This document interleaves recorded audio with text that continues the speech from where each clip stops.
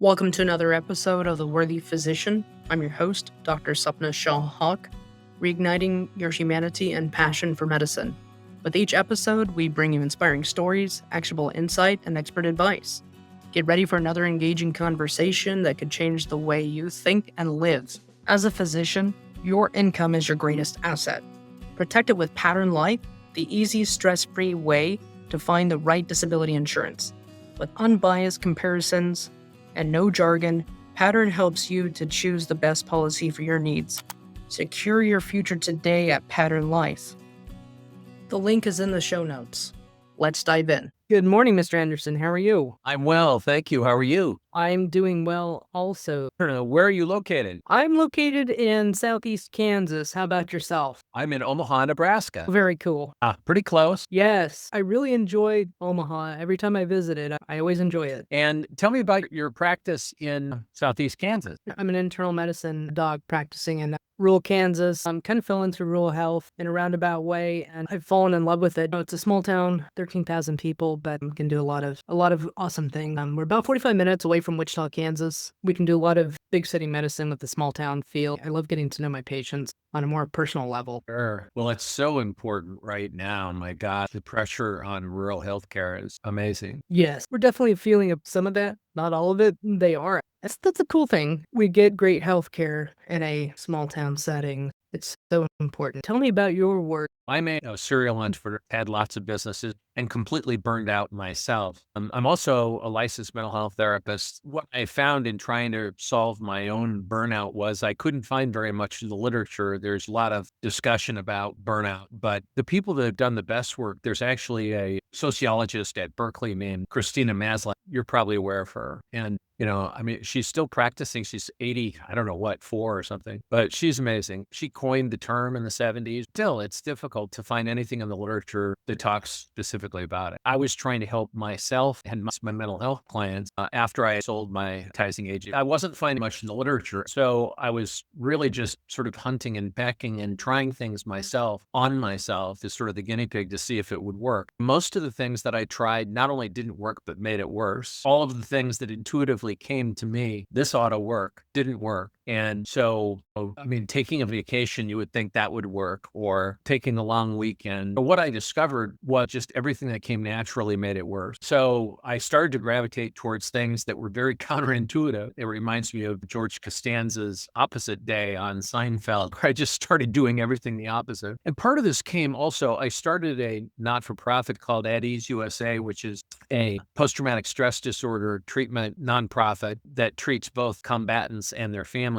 and a lot of people in rural communities. And we did a lot of research with Lviv University with the team of psychologists there, and discovered that there are a lot of parallels between PTSD and burnout. And one of the main ones is we developed an app actually with Tel Aviv University. The main discovery was that people with PTSD toggle very quickly between avoidance and hypervigilance at a very, very high rate of speed. Those are the two poles that bouncing between. We found that a lot of people with burnout have the same data to support it, but anecdotally and in our practice, we've discovered that it's a very similar thing. And we soothe by hypervigilance or by avoidance, and both make it worse. In career burnout, people who are perfectionists and have no boundaries tend to do very well in business. So there's a lot of incentive to continue to self-soothe by hypervigilance and avoidance. So we started to look at treatments that would, and what we discovered, and we looked specifically at treatments that paralleled some of the treatments we were doing with post-traumatic stress disorder, which mainly revolves around a very gentle form of exposure therapy. That was at least our foot in the door. We started to realize that, for example, one of the first things we give to your listeners is a very simple process called the R&R technique. And the idea is to just very gently be with the overwhelm and stress you're feeling in real time as you're feeling it.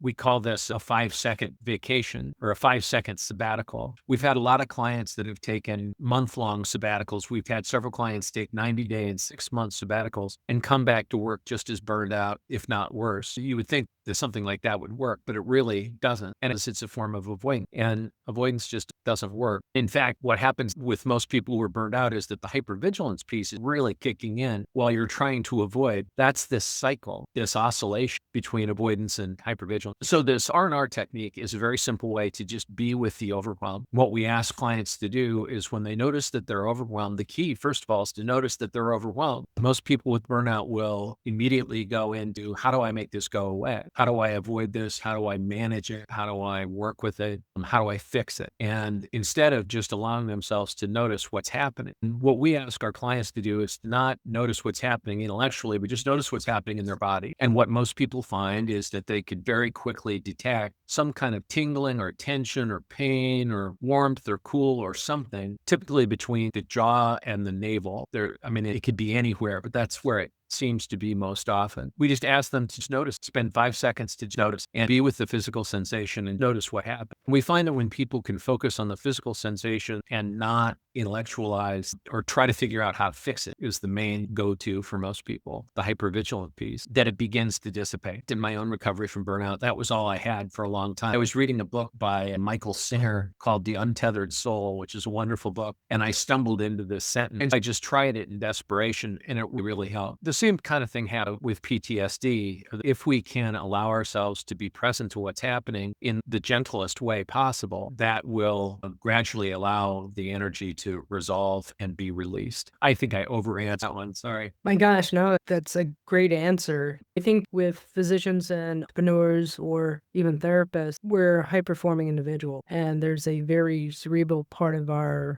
jobs, professions, and existence. So how does one, when it's just like go, pedal to the metal, how does one slow down and start to bring their mind back into their body and start to reconnect? As a physician, I'm always trying to intellectualize or problem solve. How do we learn to take that step back? We found that desperation is not something we wish in anybody, but it's very helpful. And for, overachieving people who tend to intellectualize things, the idea of not doing something or not figuring it out, not solving it. So we found that desperation really helps. That's what really helped me. When you wake up every morning with this sense of, I've got to get out of bed, but maybe today is the day I can't get out of bed. That's the kind of wall that I hit and that most of our clients hit, where you really begin to realize that trying and worrying and working harder is not working out. Once people reach a point where they realize, everything I've tried doesn't work, that's kind of a crucial stage. The next point is that we just create some very simple practices. And the R&R technique is a great example, where we simply ask people to routinely allow themselves to step away from what they're doing and interrupt what they're doing. Oh, you're probably familiar with the Pomodoro method, working for 20 minutes, setting a timer, working heads down for 20 minutes or 25 minutes, having an alarm go off or a bell go off, and then intentionally taking a break. The main thing with ultimately burnout is a stress disorder. What's meant to happen with stress is that it has a beginning, a middle, and an end in reaction to something that really happened versus an idea that we keep conjuring up. What really is kind of an addiction. We want to be in high performance mode, so we keep conjuring up this idea of threat, which keeps us in high performance until ultimately it doesn't and the wheels fall off. But, in a really stressful event, let's say a near miss car accident, what happens is the adrenaline, cortisol, the whole stress cycle go into high gear very quickly and very powerfully. Ideally for a short amount of time. If someone almost broadsides us, but doesn't, time slows down, our reflexes and our physical abilities and our sense systems becomes totally acute. But 90 seconds after that event is over, the whole cycle begins to wind down and ultimately resolve. And that's what our stress systems are meant to do, is to protect us. But what overachievers have learned to do, and some of us learned to do this at a very young age, is to put ourselves in a state that resulted in high performance that got rewards in whatever form. Most of us, we talk about illegal drugs a lot, but we're born with chemistry sets in our head. And most of us, as a very young age, learn that we can kind of cook up the chemicals we need to get into a certain state. If you're wired the way burnout people tend to be, there is this intellectual curiosity and ambition, but there's also the rewards that come from being a perfectionist and from having poor boundaries, always saying yes. To keep up with that, we've learned to create the chemical state. And it's like creating near-miss car accident energy, but it's not real. That's the problem. So anything that we can do to consciously interrupt that multiple times a day and allow the stress cycle to resolve, rather than do what we habitually do, which is stay in stress cycles so that we can soothe ourselves. That makes perfect sense. You hit two things. You're giving a new context to The Conjuring movie series, but it's also something that we live with, isn't it? this is a very real state, particularly in not just healthcare, but I think most businesses, not just in a capitalistic society, but we know that burnout moral injury is not just isolated here to the United States, but is, a phenomenon worldwide. Right. And we don't really learn how to regulate, kick it into gear, and then disengage. We continually stay engaged in that high performing go, go, go. And where, in theory, think we have missed the opportunities to learn or to teach boundary setting. Yeah, I think so often what happens is this whole cycle of revving up your own stress system to a perfectionistic hum works. If it didn't work, we probably wouldn't have this conversation. If you're wired this way, and if you're ambitious and intellectually curious, it really work. Burnout wouldn't be such a problem. But it really works. This perfectionism and no boundaries really work till the wheels fall off. But for a while, it can really work. The thing that I find with most of my clients who are ambitious people, not bloodthirsty ambitious people who want to do good things, want to contribute to the world, it feels as though we've got two choices. I can either succeed at work or succeed at home and have peace at home, but I have to pick one. The idea is that if I'm not this revved up super achiever, I will live a life of mediocrity, that it's a zero-sum game. And I think that's part of what can help people is to understand that other options exist, that it's possible to manage and to harness the kind of intellectual gift that people have, the kind of drugs that people have in a positive way, but also to be able to shut it off when they don't need it. What we found with our clients is that, and that's a lot of what our practice is all about. I mean, the first piece to recover from the overwhelm and exhaustion of burnout. The second piece, which we call beyond burnout, is to really understand how to use your intellectual gift, ambition, and competitiveness in a positive way. People achieve much more when they are intentional and conscious about their energy than when they allow their fears and perfectionism to run their life, to be bullied every day, essentially, by our emotions. But when we become intentional and realize, boy, I really get to choose, then we stop wasting time on things that have marginal impact. A lot of us soothe ourselves by working. And unfortunately, a lot of the tasks that we soothe ourselves with are not high value tasks. A lot of what we do with our clients is to ask them to go through a goal shedding exercise versus a goal setting exercise. Ask them to think in terms of what do they really want to achieve and to do a time audit for a week or so to determine how much of their day is spent in high value activity and how much is spent in habitual low value activity. And what we find with most of our clients is that they spend a lot of time in the 80-20 calculation.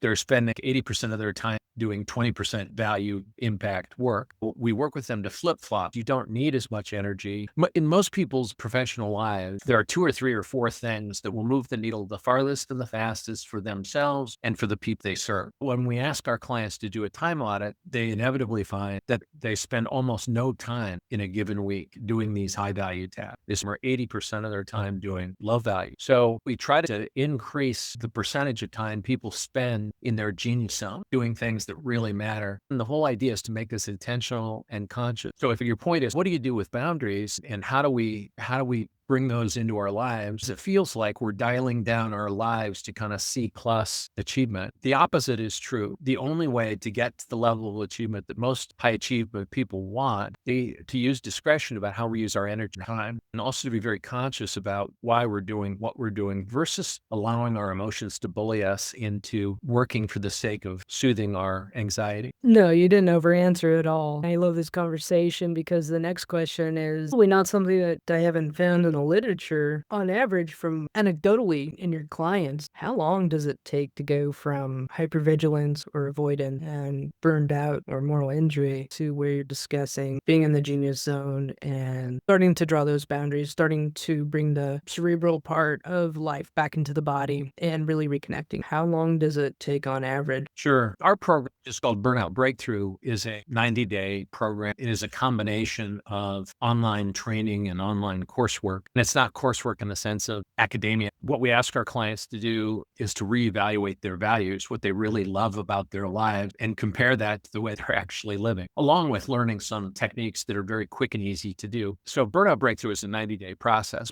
What we find within just a couple of weeks is that a light bulb goes on for most people where they realize, mainly by their own personal experience, is that there is another way to live. There is another way to approach work. And it's not to live in an ashram, which I definitely consider, where you can do that if you want, but you don't have to. Within just a couple of weeks, most of our clients will say something like, wow, I woke up this morning and I don't have that 10,000-pound elephant on my back. But it's just kind of a subtle shift. It's not abandoning. And this is the problem that a lot of high achievement people have, is that they feel as though they have to abandon their superpowers and have to live in an ashram, for example. The reality is all of those gifts and passions can actually come to light and reach a peak in a whole new way. It's just that we don't have to do it the way that we've been doing. Thank you for bringing that up. And no, I don't think that looking at going and living in an ashram or doing a silent retreat is far-fetched. Lots and lots of them myself, and they were all great. Yeah. A solution to burnout.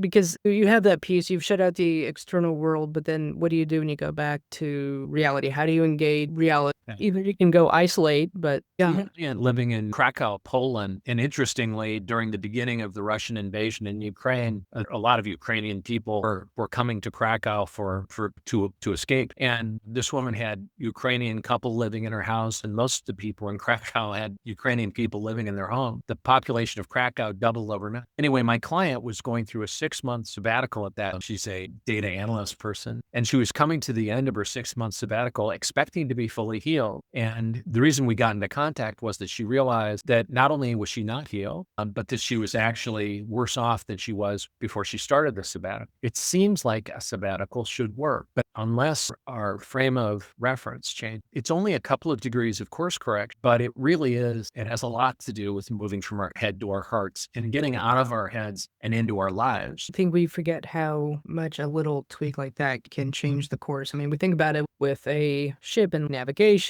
or operating a vehicle or a plane, but we forget how much we disconnect, and just bringing that connection back, getting back to who you are as a person is really powerful. I know for me, I was very...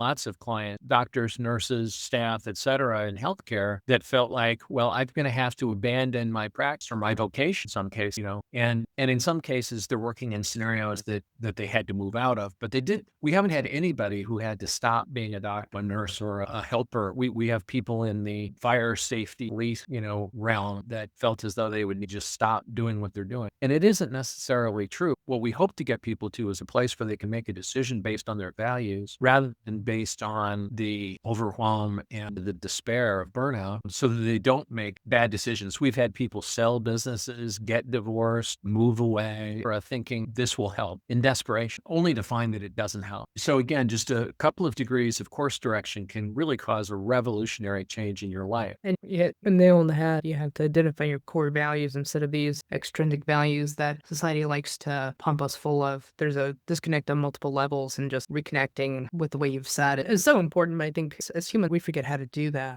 I'm guilty of that myself. But now tell us about You're Not Toast, because you have a really cool book behind you, and I'm fascinated by the title. Yeah, we finally got it printed. I'll send you a copy. If you go to burnoutbreakthrough.com, there's a digital edition of it, but you can now get the paperback. I'll send it to you. Yeah, it's basically summarizes everything that we've learned over the last 12 years working with thousands of clients to recover from burnout. It goes through every detail of how to do it. A lot of our clients like things to be intellectually complex, but the solutions are actually quite simple. Disarmingly and sometimes disappointingly simple. It's disappointing intellectually to hear take 5 minutes away from your desk every hour is not satisfying intellectually, but it really works. One of the things that we were talking about, Dr. Maslach at Berkeley, and one of the things that she discovered, and again, it seems so, I don't know if it's obvious or too simple to be true, but it's incredibly powerful, is that one of the keys to burnout recovery is to be able to completely disengage from what you're doing. And most of us don't disengage ever. We've got our cell phones or our pagers, we're at the ready at all times. And even if we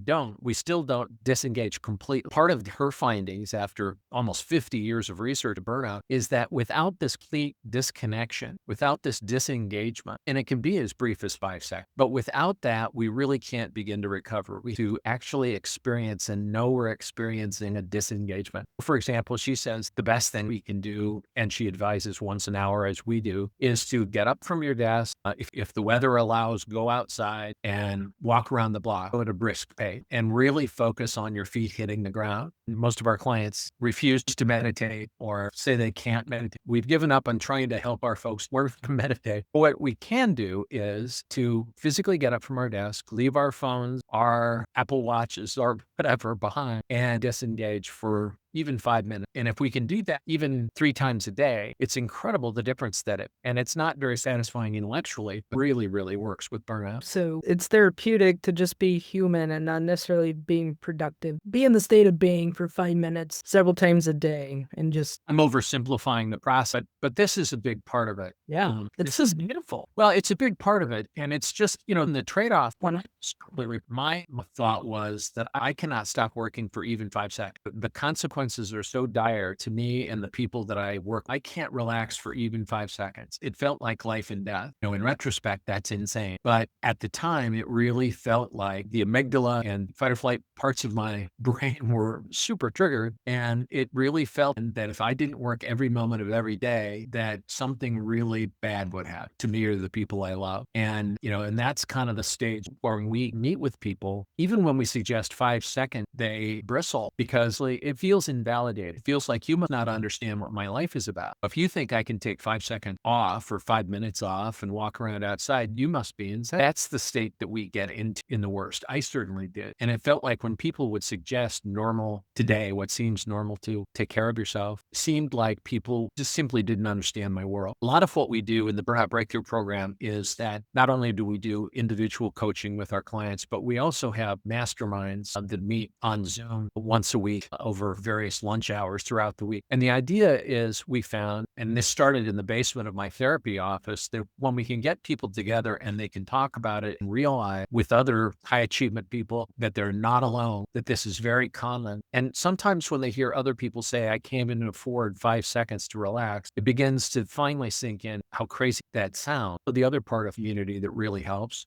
in our weekly Zoom groups is that people begin to hear people who are farther ahead in the process making improvement and having the experience I mentioned earlier of saying to themselves, oh my God, it's gone. Burnout, this 10,000-pound elephant ruled my life and now it's gone. So community really helps. Isolation is, I'll send you a link to an online burnout assessment, a summary of the Maslach burnout inventory. One of the chief symptoms of burnout is isolation and the sense that no one understands, that there's no point in even trying to describe. Community is a big part of our program and maybe in some ways the most powerful part. I love everything that you're saying in it because Dr. Maslach has done amazing work. Had the pleasure of listening to her speak and reading some of her work. These are just things we don't talk about, so I appreciate this conversation. Sorry, I get a little emotional when I discuss this, but we can literally work ourselves to death to the point of no return. And the reason why this platform was started was because I had a colleague that took her own life in her office, and I don't want to see that happen again. It's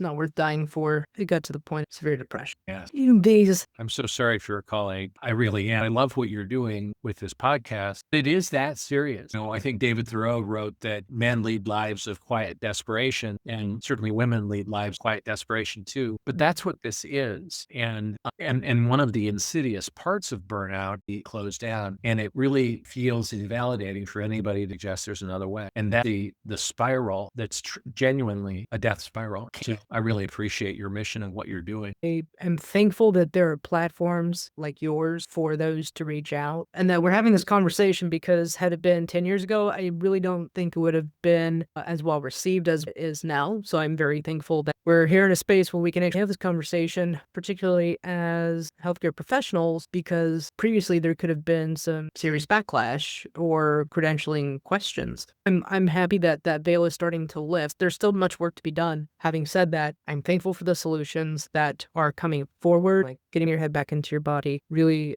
looking for things that are simple, and let's quit intellectualizing everything. Let's learn how to be human again. Let's revisit our core values, because I think it's so easy to get sucked into a society where I never thought I didn't know what I really wanted to do past a certain point, but it's so easy to get sucked into need to continuously perform, and get those accolades. But it really is okay to love having some days off and spending it with the kids on summer break, diving back into work midweek. And my experience has been the program that we have for graduates of Burnout Breakthrough is called Beyond Burnout. What we've discovered, and I would have just loved to not wake up overwhelmed with exhaustion. I would have given anything for that. But what's happened, to my amazement, the amazement of the folks we work with, is that so much more is possible. I figured that the best I could expect was just this trade-off of having a really blah life.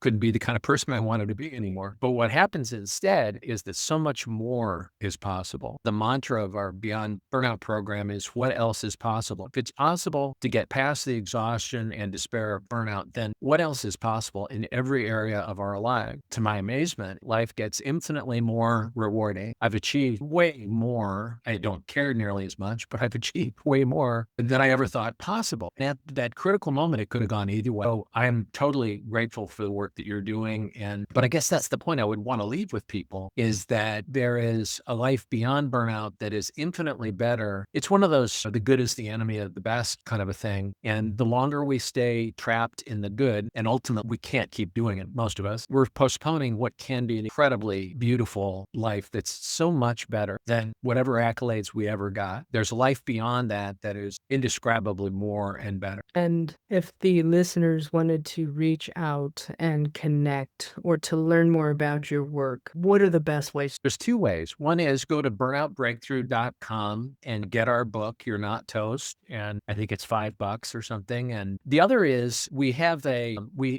got a system or service called fastfixcall.com. The idea is to provide first aid for people suffering from burnout. If you go to fastfixcall.com, you can schedule a quick 15-minute call and we'll give you a burnout assessment. We can help you understand how specifically it's affected, and we can give you some first aid type intervention that can at least start your recovery. If people want to go to fastfixcall.com, it's a free call. We're not trying to sell you anything, but what we are interested in doing is to give you some interventions that you can start using right now today. Thank you for that. And those links will be in the show notes. So for the listeners, really listen to what we discussed today. This conversation is to bring forth the fact that burnout is still real. While injury is still real, it's still occupational hazard, and there are solutions. This is one platform that is very well connected to the human spirit. It is backed by research through Dr. Maslach, who coined the term, but it's aligned with what we've discussed here at The Worthy Physician since its inception. So thank you so much, Mr. Anderson, for your time and for your expertise. Oh, my pleasure. So great to be with you. Thank you for everything you do. Absolutely. It's a great thing to do. Thanks for tuning in to another episode from the Worthy Physician podcast. If you enjoyed this episode, be sure to subscribe, leave a review, and share it with someone who'd love it too. Don't forget to follow us on YouTube, LinkedIn, Instagram for more updates and insights. Until next time, keep inspiring, learning, growing, and living your best life.